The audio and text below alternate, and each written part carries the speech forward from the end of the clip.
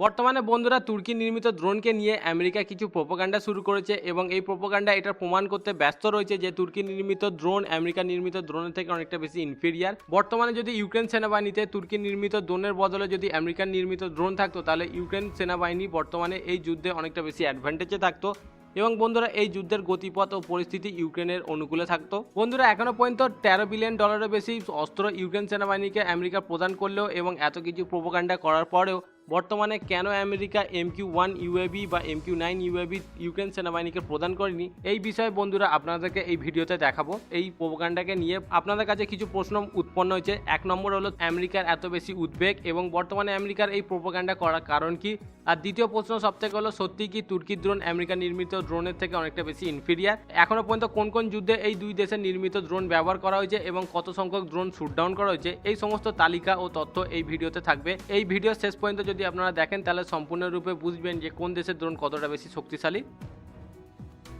বন্ধুরা বর্তমান সময়ে একটা যুদ্ধের জন্য ড্রোন অনেকটা বেশি গুরুত্বপূর্ণ অস্ত্র হয়ে উঠেছে, তা আমরা সবাই জানি। শত্রুপক্ষের ওপর নজরদারি ও যে কোনো সময় স্ট্রাইক করার জন্য ড্রোন হচ্ছে একটা সবথেকে সুইটেবল অপশন হিসেবে পরিচিত হচ্ছে বর্তমানে। বন্ধুরা বর্তমানে ইউক্রেন সেনাবাহিনীতে প্রায় 60 ইউনিটের কাছাকাছি তুর্কি নির্মিত tb2 ড্রোন ব্যবহার করা হচ্ছে এবং তার মধ্যে প্রায় 13 ইউনিট tb2 ড্রোন রাশিয়ান সেনাবাহিনী শুটডাউন করে এবং তারপর থেকেই বন্ধুরা এই tb2 ড্রোনকে নিয়ে আমেরিকা সবথেকে বেশি প্রোপাগান্ডা শুরু করে। বন্ধুরা আমেরিকার এই প্রোপাগান্ডা শুরু করার সবথেকে মেন কারণ হলো গত 2 দশক ধরে আমেরিকা ও ইসরায়েলের নির্মিত ড্রোন বিশ্বের সবথেকে শক্তিশালী ড্রোন হিসেবে পরিচিত ছিল এবং আমেরিকা ও ইসরায়েল সারা বিশ্বে এই ড্রোন নিয়ে সবথেকে বেশি দাপিয়ে বেরিয়েছে এবং এই ড্রোনের প্রভাব সারা বিশ্বে অনেকটা বেশি ছিল আমেরিকা ও ইসরায়েলের। কিন্তু বন্ধুরা নাটকীয়ভাবে তুর্কি এই ড্রোন ইন্ডাস্ট্রিতে পা দেওয়ায় তুর্কি তাদের নির্মিত ড্রোনকে নিয়ে বিভিন্ন যুদ্ধে ব্যবহার করেছে এবং তাদের ড্রোনের যুদ্ধের সফলতা ও সক্ষমতা সারা বিশ্বে দেখেছে। তার পরবর্তী সময় বিভিন্ন দেশ তুর্কি থেকে ড্রোন কিনতে অনেকটা বেশি ইন্টারেস্ট হয়েছে এবং বন্ধুরা তুর্কি থেকে অনেক সহজে এবং অনেক সুলভ্য এবং অনেক কমেতে ড্রোন পাওয়ায় যে সমস্ত দেশ আমেরিকা ও ইসরায়েল থেকে ড্রোন ক্রয় করতো সেই সমস্ত দেশ এখন সুইফট হয়েছে তুর্কির দিকে। এতে আমেরিকার ড্রোন শিল্পে অনেকটা বেশি প্রভাব পড়েছে, যার ফলে আমেরিকা তাদের নিজস্ব নির্মিত ড্রোনকে এক্সপোর্ট মার্কেটে আনার জন্য এই প্রোপাগান্ডা শুরু করেছে। বর্তমানে আমেরিকা যে প্রোপাগান্ডা করছে এবং সেই প্রোপাগান্ডার মধ্যে এটা বলা হচ্ছে তুর্কি নির্মিত tb2 ড্রোন রাশিয়ার এগেনস্টে এই ইউক্রেন যুদ্ধে কোনো কাজে আসছে না বা কাজে আসবে না। বন্ধুরা এইটা একদম 90% ঠিক। তুর্কি নির্মিত tb2 ড্রোন যে দেশের এগেনস্টে লড়ছে সেই দেশ এক সময় প্রায় 70 বছর পৃথিবীর সবথেকে শক্তিশালী দেশ হিসেবে পরিচিত ছিল এবং তারা মিলিটারি অস্ত্র নির্মাণে স্বয়ংসম্পূর্ণ। গত 60 থেকে 70 বছর ধরে রাশিয়া তারা air defence system, radar system এবং ইলেকট্রনিক ওয়ারফেয়ার সিস্টেমের মধ্যে সবথেকে বেশি মনোযোগ দিয়েছে এবং বিশ্বের সবথেকে শক্তিশালী অস্ত্র তারা নির্মাণ করে থাকে। অন্যদিকে আমরা দেখেছি আমেরিকা ফাইটার জেট নির্মাণে সবথেকে বেশি মনোনিবেশ দিয়েছে এবং বন্ধুরা রাশিয়া বর্তমানে দ্বিতীয় বৃহত্তম সবথেকে শক্তিশালী পরাশক্তি দেশ। বন্ধুরা আমেরিকা ও সমস্ত ইউরোপ রাশিয়াকে এতটা বেশি ভয় করে তারা ন্যাটোর মতো সংগঠন তৈরি করেছে এবং ন্যাটো বিমান বাহিনী হচ্ছে পৃথিবীর সবথেকে বেশি শক্তিশালী হচ্ছে বিমান বাহিনী। ন্যাটোর কাছে পৃথিবীর সবথেকে শক্তিশালী বিমান বাহিনী থাকা সত্ত্বেও ন্যাটো এখনো পর্যন্ত রাশিয়াকে ভয় পায় আর সেখানে 60খানা ইউএভি রাশিয়াকে এই যুদ্ধে হারিয়ে দেবে, এটা আপনাদের কি ভাবা যায়? বন্ধুরা এটা কি মেনে নেওয়ার বিষয়? বন্ধুরা এখানে 60খানার জায়গায় যদি 600খানা tb2 ড্রোন থাকতো এবং এর সাথে যদি 600খানা mq1 ড্রোনও থাকতো তবুও রাশিয়ার এগেনস্টে এই যুদ্ধে কোনো বেশি ফল বেরোতো না। বন্ধুরা এবার নজর দেওয়া যাক এই দুই দেশের নির্মিত কম্ব্যাক্ট ড্রোনের হিস্ট্রির ওপর। বন্ধুরা সর্বপ্রথম আমরা নজর দেবো tb2 ড্রোনের ওপর। বন্ধুরা এই tb2 ড্রোন সর্বপ্রথম তুর্কিশ সেনাবাহিনীতে যুক্ত হয় 2016 সালে এবং বন্ধুরা 2016 থেকে বর্তমান পর্যন্ত এখনো পর্যন্ত সবথেকে বড় বড় 5খানা যুদ্ধে অংশগ্রহণ করেছে, যার মধ্যে সিরিয়া, ইরাক, লিবিয়া, কারাবাখ যুদ্ধ এবং বর্তমানে চলছে ইউক্রেন যুদ্ধ। এখানে একটা কথা বলবো, এখানে ইরাক ব্যতীত এই tb2 ড্রোন যে সমস্ত দেশের এগেনস্টে ব্যবহার করা হচ্ছে সেই সমস্ত দেশের ন্যাশনাল মিলিটারি এগেনস্টে এই tb2 ড্রোন ব্যবহার করা হয়েছে। যদি লিবিয়ার কথা আপনারা বলেন খলিফা হাফতারের সাথে রয়েছে সম্পূর্ণ মিশরের বিমান বাহিনী। tb2 ড্রোন হচ্ছে এমন একটা প্রথম ড্রোন যেটা একটা দেশের সম্পূর্ণ সেনাবাহিনীর এগেনস্টে লড়ে একটা ফুল স্কেল যুদ্ধ জিতিয়েছে। বন্ধুরা অফিসিয়াল রিপোর্ট অনুযায়ী tb2 ড্রোন এখনো পর্যন্ত যে সমস্ত সমরাস্ত্র সবথেকে বেশি ধ্বংস করেছে তার তালিকার মধ্যে রয়েছে 150 ইউনিট মেন ব্যাটেল ট্যাঙ্ক, 80-এর বেশি ইউনিট ইনফেন্ট্রি ফাইটিং ভেহিকেল, 200 ইউনিটের বেশি টর্ড আর্টিলারি, 70 থেকে 90 ইউনিটের বেশি সেলফ প্রপেল আর্টিলারি, 80 থেকে 90 ইউনিটের বেশি মাল্টিপ্যাল রকেট লঞ্চার এবং 2 ইউনিটের বেশি ব্যালিস্টিক মিসাইলস, 10 থেকে 20 ইউনিটের বেশি অ্যান্টি এয়ারক্রাফট গান এবং 80 থেকে 90 ইউনিট স্যাম সিস্টেম, 7 থেকে 8খানা রাডার সিস্টেম, এছাড়াও রয়েছে 2খানা জ্যামার এবং বন্ধুরা গ্রাউন্ড অবস্থায় 7খানা এয়ারক্রাফট ধ্বংস করে, যার মধ্যে সবথেকে বেশি SU-25 ছিল। গ্রাউন্ড অবস্থায় 10খানা K-52 অ্যাটাক হেলিকপ্টার। এছাড়াও বন্ধুরা এই tb2 ড্রোনকে আমরা দেখেছি ইউক্রেন যুদ্ধে নেভেল মিশনও সম্পূর্ণ করতে।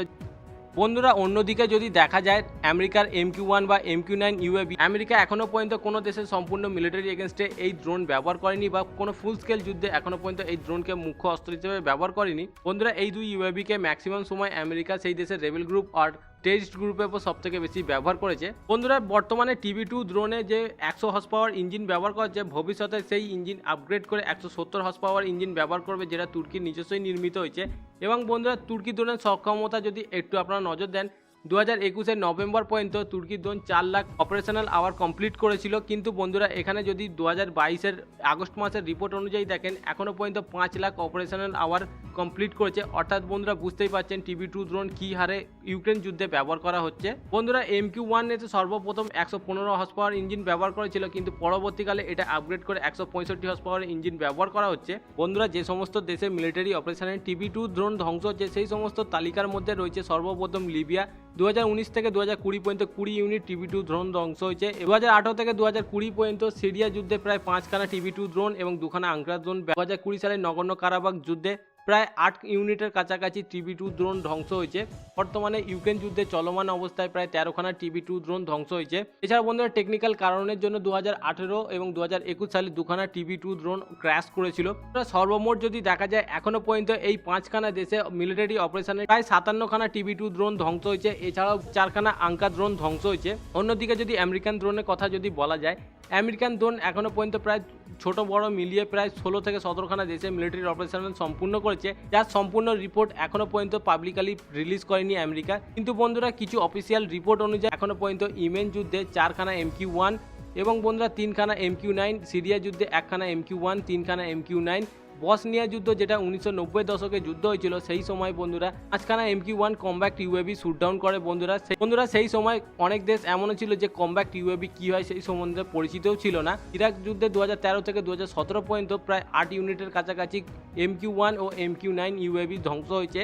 এবং বন্ধুরা আমেরিকা যে তালিবানকে সবথেকে বেশি হেয় করেছিল এবং প্রায় $4 ট্রিলিয়ন বেশি খরচা করেছিল এই আফগানিস্তানে বন্ধুরা 51খানারও বেশি mq1 ড্রোন হারায় এবং 13খানার বেশি mq9 ড্রোন হারিয়েছে এই আমেরিকা। সর্বমোট যদি বন্ধুরা এখানে দেখেন আমেরিকার mq9 ও mq9 ড্রোনের ধ্বংসের তালিকা, প্রায় 70টারও বেশি অফিসিয়াল রিপোর্ট অনুযায়ী mq1 ধ্বংস হয়েছে এখনো পর্যন্ত এবং প্রায় 22 থেকে 30 ইউনিটের কাছাকাছি mq9 ইউএভি ধ্বংস হয়েছে।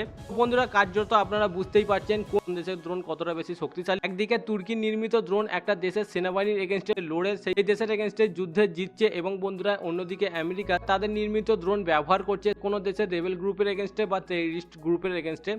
বন্ধুরা এখানে সর্বশেষ একটা কথাই বলবো, তুর্কির নির্মিত ড্রোন তুর্কি ব্যবহার করছে একটা দেশের সম্পূর্ণ সেনাবাহিনীর এগেনস্টে, অন্যদিকে আমেরিকা তাদের নির্মিত ড্রোনকে ব্যবহার করছে বা করেছে একটা দেশের রেবেল গ্রুপ বা টেররিস্ট গ্রুপের এগেনস্টে। এবং তা সত্ত্বেও বন্ধুরা আমেরিকার নির্মিত ড্রোন এত বেশি শুটডাউন হচ্ছে তুর্কির নির্মিত ড্রোনের থেকেও বেশি। তুর্কির নির্মিত tb2 ড্রোন আমেরিকার নির্মিত mq1 এর থেকে সব থেকে বেশি ক্রয় করার মেন কারণ হলো তুর্কির নির্মিত ড্রোন আকারে ছোট হওয়ায় এবং এখানে শক্তিশালী পাওয়ারফুল ইঞ্জিন ব্যবহার করায় আরসিএস তুলনামূলক mq1 এর থেকে অনেকটা বেশি কম, এবং বন্ধুরা এটা রেকগনিশনের জন্য অনেক সুলভ্য, যার জন্য আমেরিকা নির্মিত mq1 ড্রোনের থেকে তুর্কি নির্মিত ড্রোন কিনতে প্রেফার করছে বেশিরভাগ দেশ। তো বন্ধুরা এটা ছিল বর্তমান সময় কিছু ড্রোন নিয়ে আলোচনা। এ সম্বন্ধে আপনাদের কি মতামত অবশ্যই কমেন্ট করে জানাবেন। ভিডিওটি সম্পূর্ণ দেখার জন্য thank you very much, thank you for watching.